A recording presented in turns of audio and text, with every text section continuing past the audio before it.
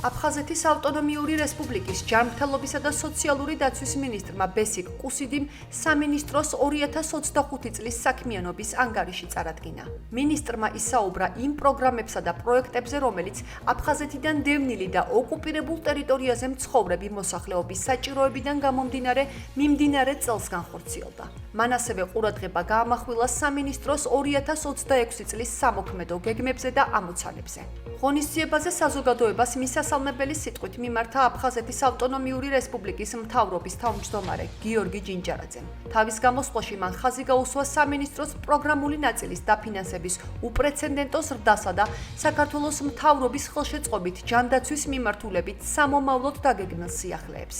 დავესწარით და მოვისმინეთ აფხაზეთის ჯანდაცვისა და სოციალური დაცვის სამინისტროს ანგარიშს, სადაც ნათლად და მკაფიოდ არის ახსნილი ის მთავარი პრიორიტეტები, რომელსაც აფხაზეთის მთავრობა განახორციელებს 2026 წელს და რომელიც უკვე განახორციელა 2025 წელს. ნამდვილად ციფრები არის შთამბეჭდავი. ნათლად არის წარმოდგენილი სამინისტროს მიერ განხორციელებული პროგრამები, რომელიც პირდაპირ მიესადაგება დევნილი მოსახლეობის ჯანმრთელობის დაცვას და მათზე ზრუნვას. სამედიცინო სფეროს წარმომადგენლებს და აფხაზეთიდან დევნილ საზოგადოებას წარუდგინეთ სამინისტროს საქმიანობის წლიური ანგარიში, სადაც დეტალურად ვისაუბრეთ იმ მიღწევებსა და გამოწვევებზე, რომლებიც წელს ჰქონდა. ჩვენი მიზანია ის შედეგები, რომელსაც წელს მიაღწია სამინისტრომ, მომდევნო წელს მნიშვნელოვნად გავაუმჯობესოთ და ჩვენ დევნილ საზოგადოებას შევთავაზოთ სრულყოფილი სამედიცინო სერვისები. სამინისტროს წლიურ ანგარიშზე აფხაზეთის მთავრობის თავმჯდომარემ და ჯანდაცვის მინისტრმა აფხაზეთიდან დევნილი და ოკუპირებულ ტერიტორიაზე მცხოვრები მოქალაქეების ჯანმრთელობაზე ზრუნვის საქმეში შეტანილი განსაკუთრებული და უანგარო წვლილისთვის პარტნიორი კლინიკებისა და ორგანიზაციების წარმომადგენლები მადლობის სიგელებით დააჯილდოვეს.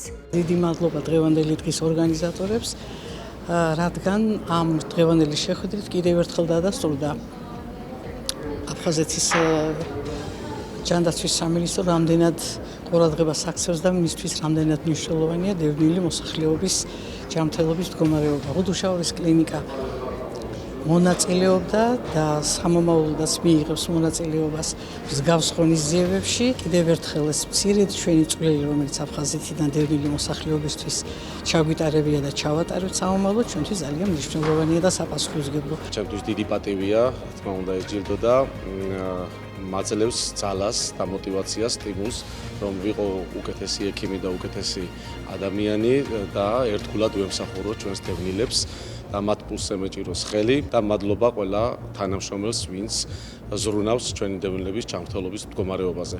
ადრეული სკრინინგი კიდე ხშირად მრავალი სიცოცხლის გადარჩენა იწყება ერთი დროული შემოწმებით და ამიტომ მსგავს ღონისძიებებს აუცილებლად დედაქალაქშიც და რეგიონებშიც გავაგრძელებთ.